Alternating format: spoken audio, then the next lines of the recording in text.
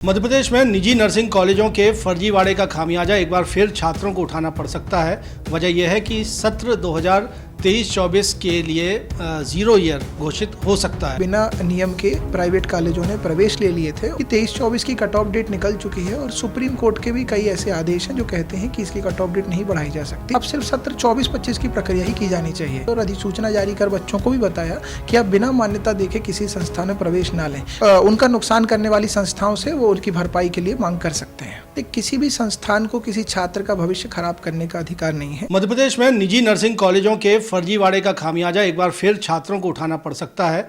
वजह यह है कि सत्र 2023-24 के लिए जीरो ईयर घोषित हो सकता है। इंडियन नर्सिंग काउंसिल ने हाईकोर्ट में जवाब दिया है और ये कहा है कि इस सत्र की कट ऑफ डेट बढ़ाए जाना अब मुमकिन नहीं है।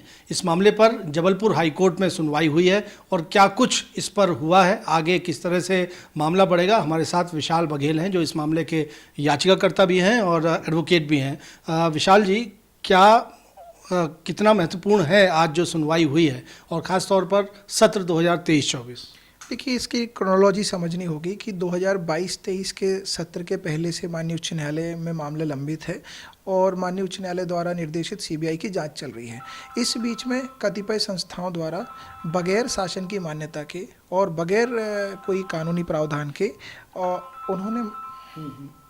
उन्होंने कुछ छात्रों को प्रवेश दे दिया और सत्र 23-24 में एडमिशन कर लिए।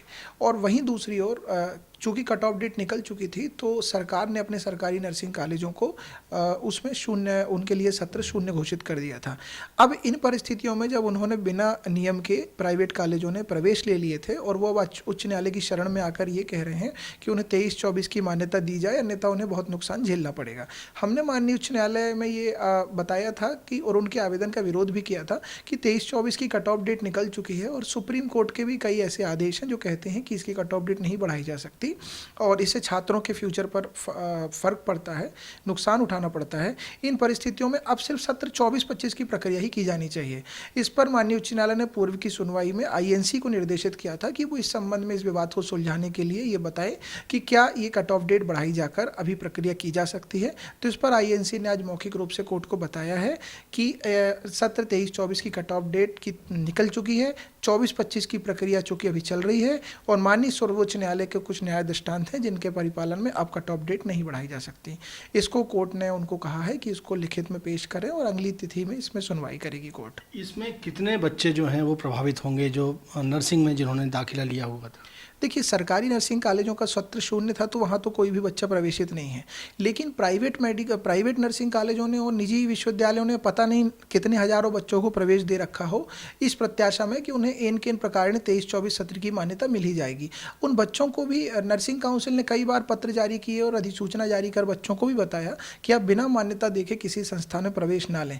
कॉलेजों को भी कहा कि अगर आप बिना मान्यता के ऐसे कोई प्रवेश ले लेते हैं तो उसकी जिम्मेदारी आपकी होगी। तो अब ऐसे हजारों बच्चे जो प्रभावित होंगे वो अपने उनका नुकसान करने वाली संस्थाओं से वो उनकी भरपाई के लिए मांग कर सकते हैं। जी, तो ये बच्चे जो हैं क्षतिपूर्ति मांग सकते हैं। क्या रास्ता है उनके लिए जिनका 1 वर्ष और उनकी गाड़ी कमाई, उनके परिजनों की गाड़ी कमाई का पैसा चला गया? देख, किसी भी संस्थान को किसी छात्र का भविष्य खराब करने का अधिकार नहीं है। इन परिस्थितियों में अगर किसी ने बिना मान्यता के उनको प्रवेश दिया है, झूठे दिलासा दिए हैं और झूठा दावा और वादा किया है, तो इन परिस्थितियों में छात्र क्षतिपूर्ति का दावा कर सकते हैं, अपनी फीस भी वापस ले सकते हैं और भी जो उनको नुकसान हुआ है उसमें संस्था के विरुद्ध वाद ला सकते हैं। कोर्ट के संज्ञान में ये बातें लाई जाएंगी?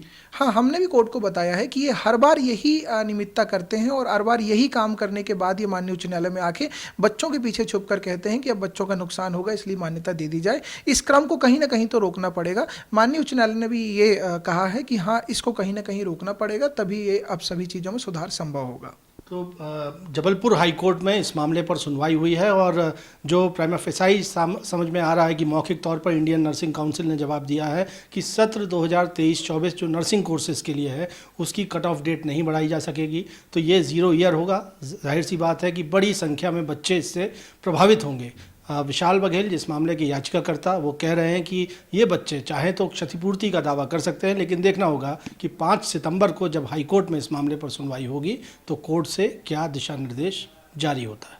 कैमरामैन सतीश सराठे के साथ विजेंद्र पांडे, IBC 24, जबलपुर।